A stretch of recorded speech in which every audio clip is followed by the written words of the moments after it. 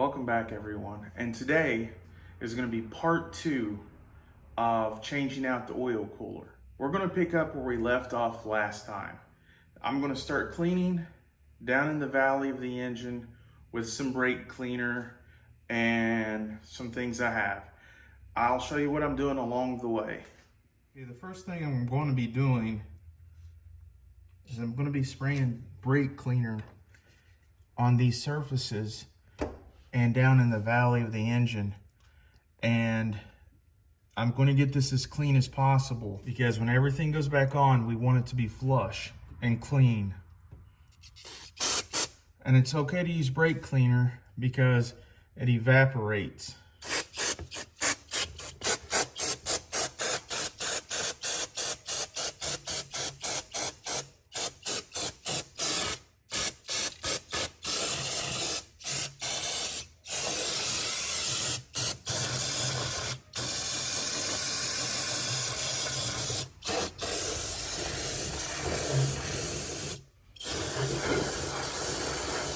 I have a paint scraper, and this is a metal one, and it has a tip that's pretty sharp.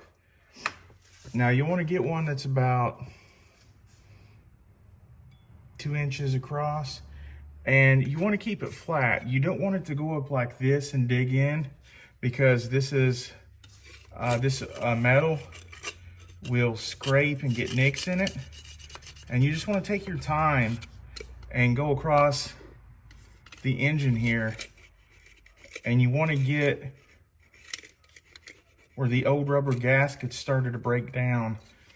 You want to get it off of there, and you want to get this as clean as possible.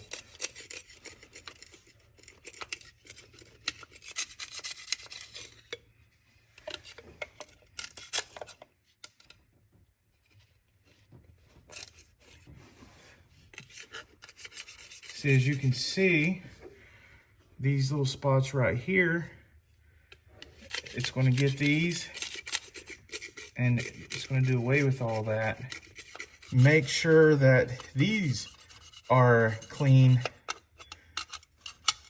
and that they're going to be flush, because the disintegrated rubber will prevent you from having a flush surface and could cause a leak.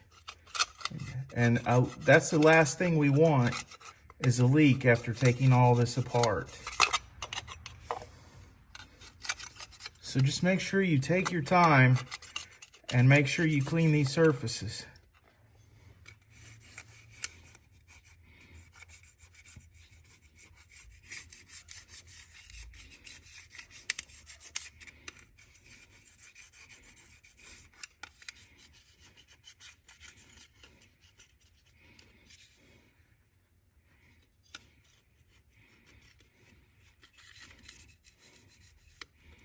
And again, I'm just using old shirts and rags to clean this off.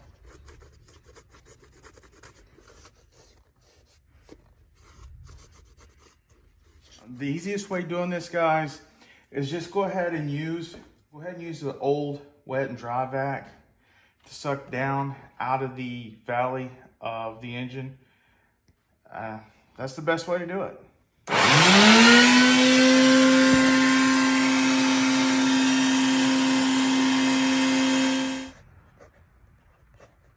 This right here are the spark plug ignition coils. Here's the 3 front ones, 1, 2, 3. Here's the 3 back ones, 1, 2, 3. They each have a 10mm bolt that needs to come off, and then I'm gonna wiggle out the ignition coil. I have a 10mm socket connected to the ratchet, and I'm gonna go ahead and take that off.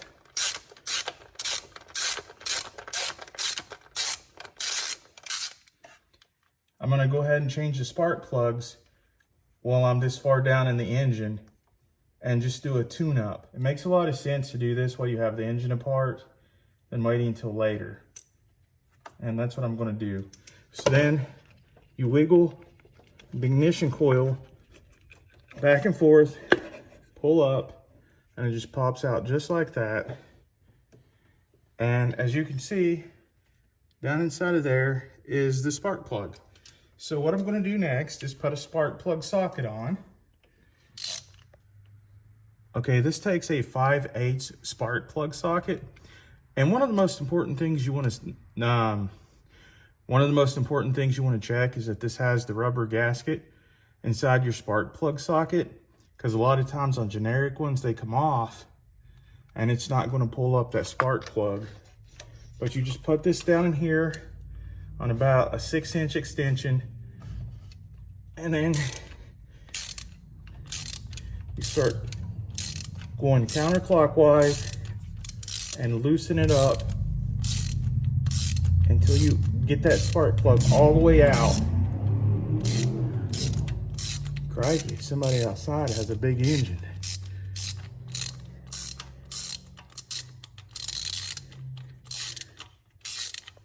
Then when it's loose, you just pull up,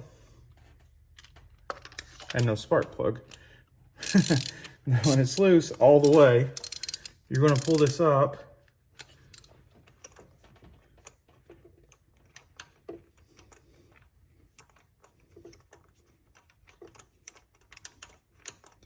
I'm going to do this by hand for a second. Okay, I feel that it's all the way loose now, and it should be at the end of the spark plug.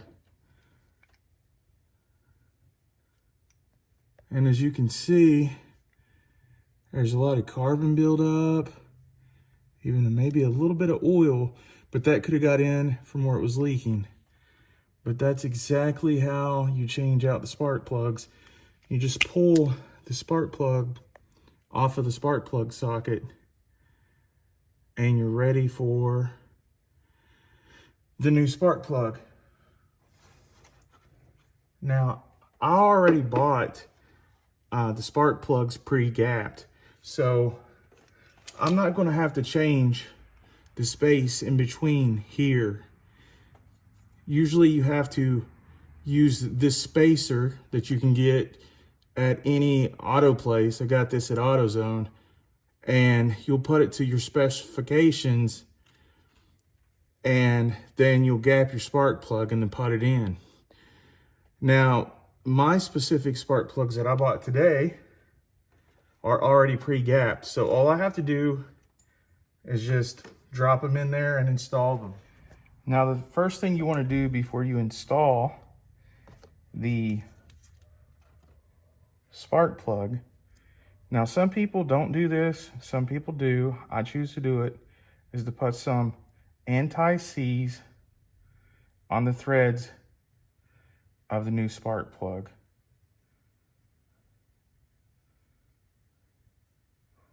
That way it won't be so hard to take these out when it's time.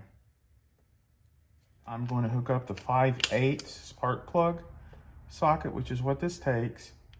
I'm going to put this onto the socket, and I'm going to put it down into the spark plug well. And I'm just going to put it gently down in there, and I'm going to get this started by hand. And you'll put it on, you'll get it little, you'll keep going until it gets hand tight.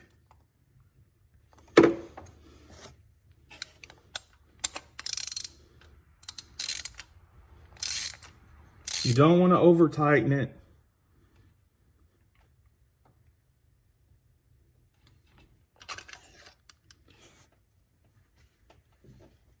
And once that is done, you will then reattach the ignition coil. You just kind of tap it down on there and wiggle it. You want it to get connected to the top of that spark plug, so you want to pull to see if it just comes right off or if it's connected. If it's connected, you just push it down as far as you can, and you take that 10mm bolt, then you put it into the ignition coil where you took the bolt out before, and then you'll tighten it up.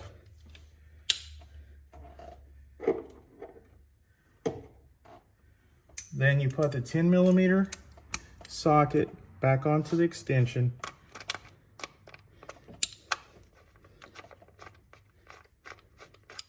I'm going to hand tighten it down. And again, you'll torque spec this down, and I'll have all the torque specs in the video description box. Do not tighten it too tight or you will break it because it is plastic. Now this procedure I just showed you, you're going to want to repeat for the other spark plugs. Like I said, there's 3 here and 3 in the back right here. All right, if I have a problem, you could have a problem. These back 3 spark plugs are going to be a little harder to get out. The problem is with the 3-inch extension,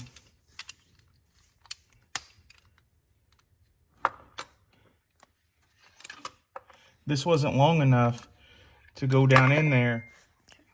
So a 3-inch extension isn't big enough to go down in there and latch on to the spark plug. However, if you do put this down in there and you get this stuck, you can use a pair of needle nose pliers to get it back out of the spark plug well. The other one is going to be too big, and with the socket it's not going to have enough clearance to go down in there. So I'm going to show you a way around that. This is a swivel head right here, a swivel head attachment. Let's see if this will, yeah, now that the swivel is on there, and that gives it just a slight more extension, use the 3-inch extension and then you'll be able to get it to come out. And remember, have it set to counterclockwise, lefty loosey, righty tighty.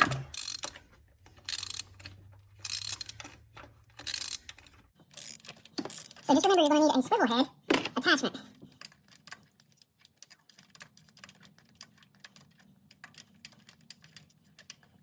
And I'm just going to do this by hand to get it the rest of the way off there. And see, I'm turning that swivel right there. It's bringing that spark plug right on up out of there. I just wanted to show you guys that in case you had that same problem as I did.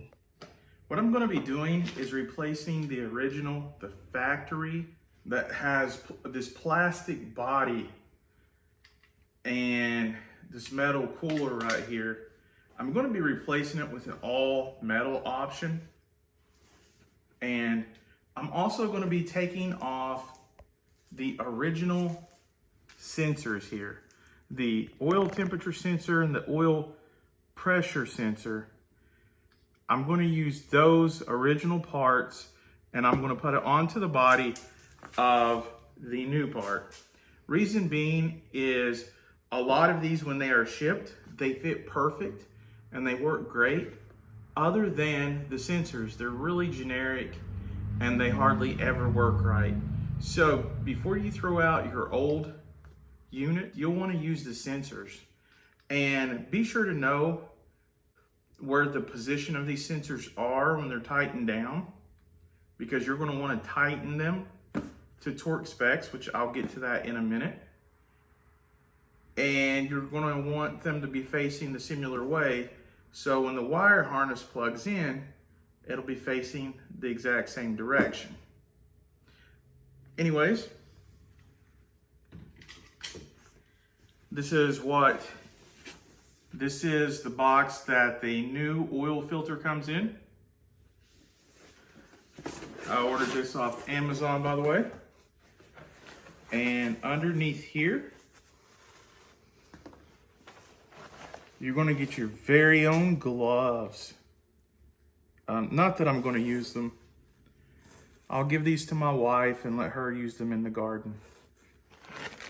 It comes with these intake gasket rings, which I'm not going to be using these because, also like the sensors, they're kind of generic too and they will degrade fast. I ordered specifically better grade intake rings and O-rings for the oil cooler. I will put those links in the video description. Here are the screws that is going to mount the oil cooler, the new one. And this is what the new oil cooler looks like. Now, some of the new features that I actually really like about the new oil cooler is right here. You can see that these are actual screws instead of just plastic.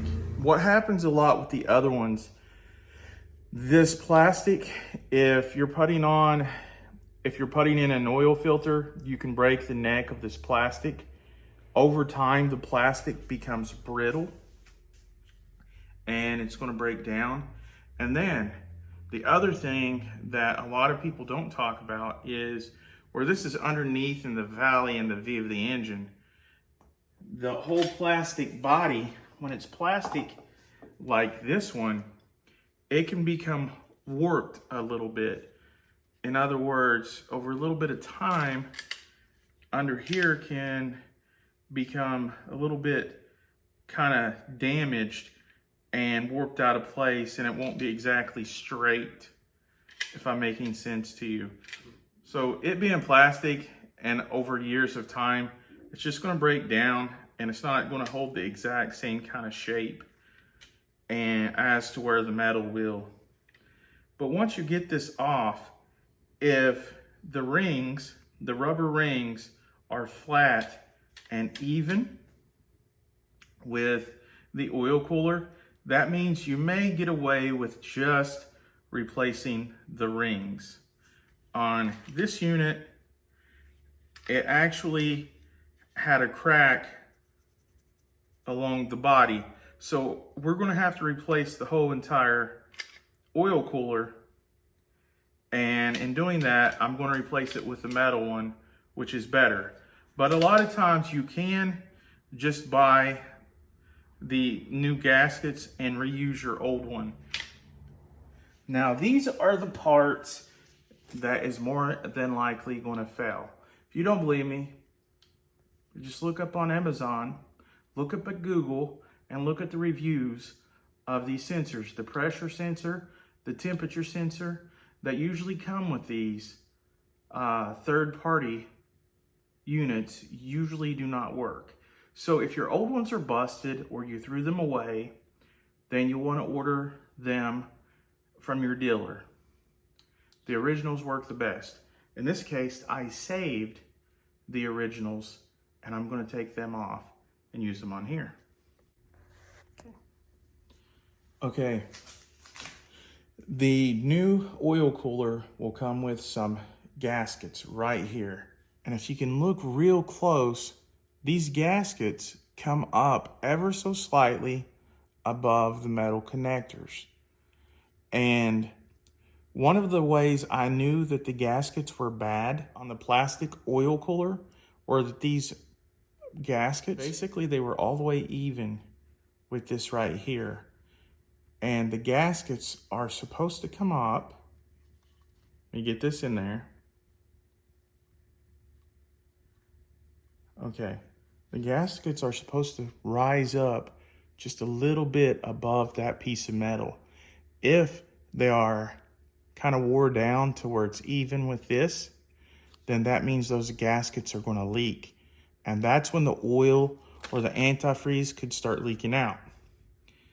Now, I told you earlier that I would be changing out the sensors because the original ones are better.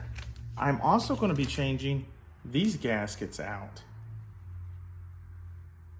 I ordered some original ones from Mopar, and I'm going to be changing out these generic gaskets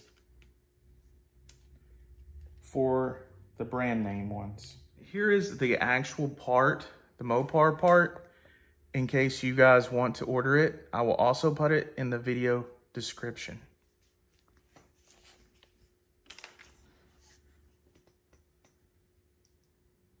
Put this over on this.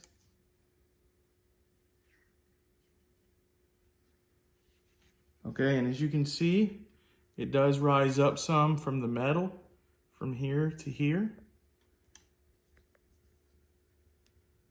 it's going to be ready to be installed. Okay, what you're going to need is some thermal thread sealer. Not no thread locker, but sealer. And what it does, it seals these threads to the body of the oil cooler, and it'll be able to withstand high temperatures. So a thread locker just holds it in place so it won't shake out of place.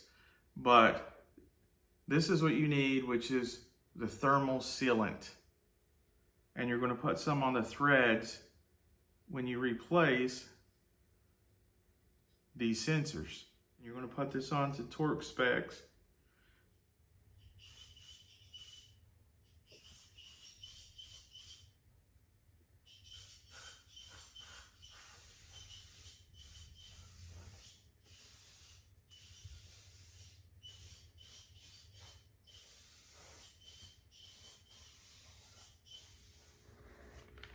Okay, next we have the lower intake. I did clean this intake out. I've got good quality gaskets to put on. These are Felpro MS97204. And I'm gonna go ahead and put these on the bottom first. And the way you can tell the ones the top from the bottom, the ones on the top are square, the ones on the bottom kind of look like that. So I'm gonna go ahead and install these onto the lower intake. And like I said, I did clean this lower intake and it took a pretty good bit of time. You just want to go around and make sure that they fit really good.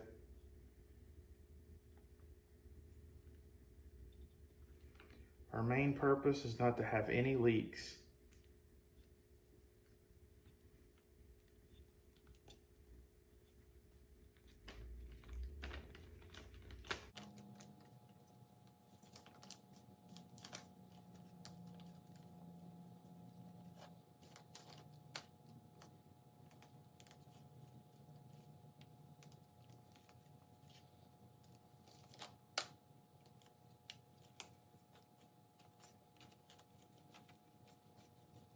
Should go all the way around and fit really snug.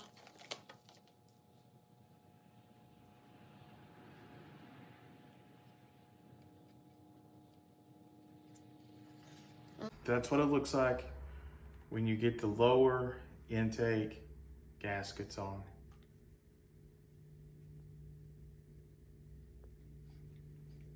And of course, here's the fuel rails. We'll get to that in a few minutes. We're gonna need to take the cloths out of the intakes here.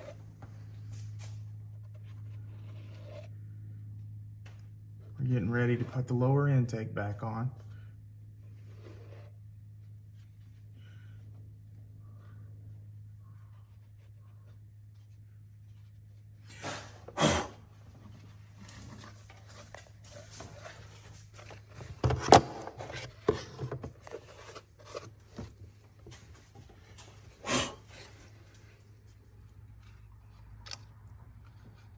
Lower intake's gonna fit on kind of like so, kind of like that right there.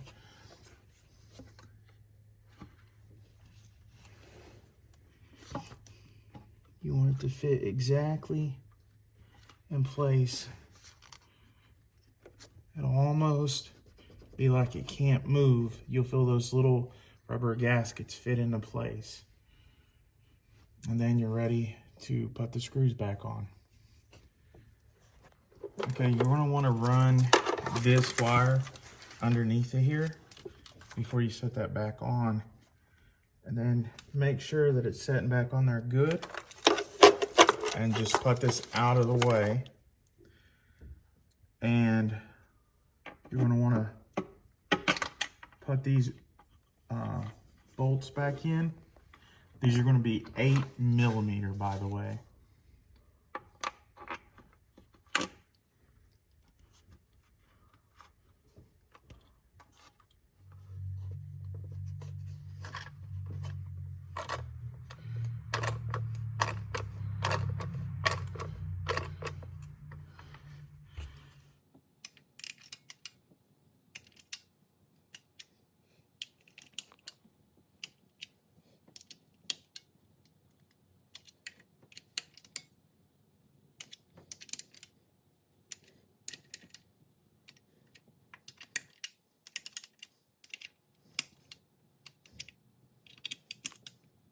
Okay. It's torqued down. This is what it should look like at this point.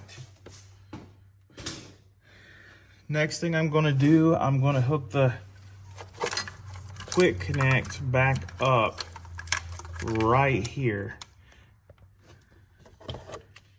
And this will hook the gas up to the fuel rails. If you have this all the way up, you should just be able to push until it snaps.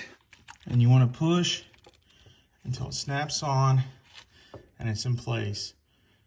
And just like that, it's clipped back on.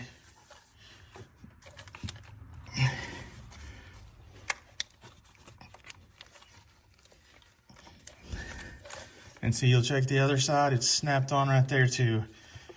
So the quick connect is connected again. We're gonna plug all the connectors back in.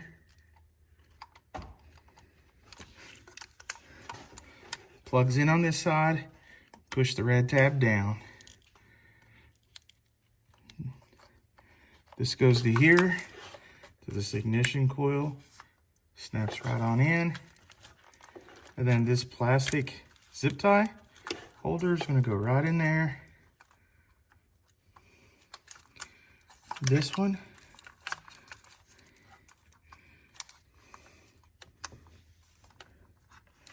is gonna go down in there. You can hear it clip in place. Then you push the red clip down. Then you'll take that and it hooks into the ignition coil. Then you take the zip tie. It goes on the valve pan cover. Then you take this last one and it's going to go into place right here. Clicks in. Then you put the safety tab down. Listen, this will click. And that means that one's in place. So all of this wiring harness is in place now.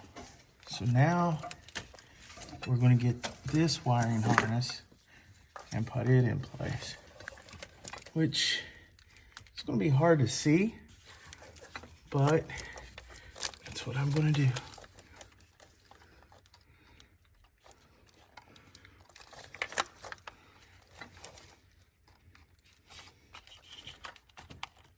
Okay, that's going down in. That clicked. Push the red tab. And then I'm going to push that onto the ignition coil. And you see this little holder on the valve body.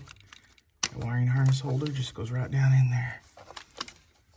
And I just keep going along. The wiring harness.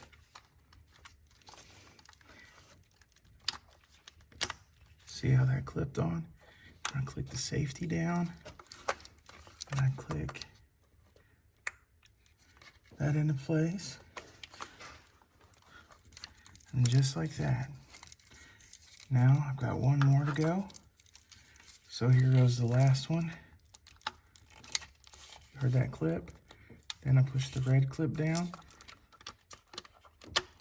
That goes right to the wiring harness holder. And this is gonna go right on the last ignition coil. And then I have these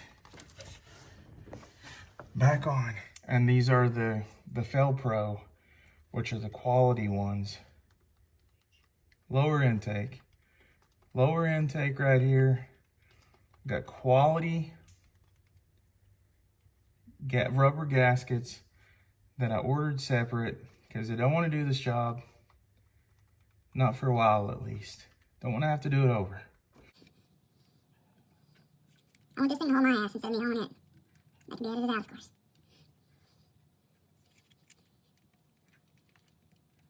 Okay, once the rubber gaskets are on, it's going to look like that.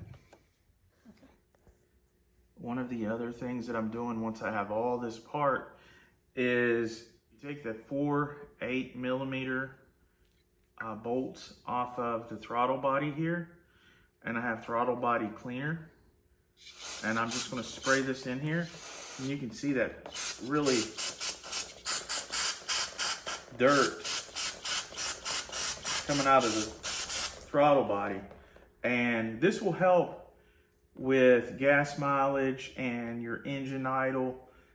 It will and possibly make your car run smoother. So while you're putting all this back together, you might as well do all of the maintenance you can. Just give your car a whole tune-up. See how this is really dirty? Look at this.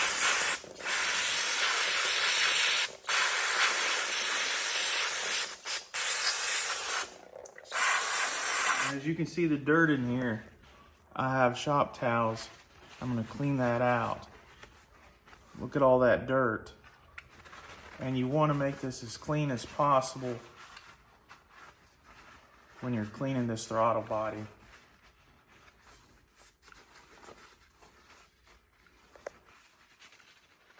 See, you want that nice and clean. 3 hours later. And this is what everything looks like when it's back together, all nice and ready to go on the road again. Now you need to celebrate, sit back, order a pizza, and watch a movie, because you saved yourself about at least $1,200. So if you like this content, please push the thumbs up button, because that helps me with the YouTube algorithm and it'll get my video noticed. If you don't like it, please don't hit the thumbs down. Or you could. That's up to you. But anyways, please consider subscribing to my channel. Hopefully this is the last time I have to work on a car during the Ohio winter months. If not, I'll see you next time on another Garage Time with Goody. Remember, take care of yourselves and each other.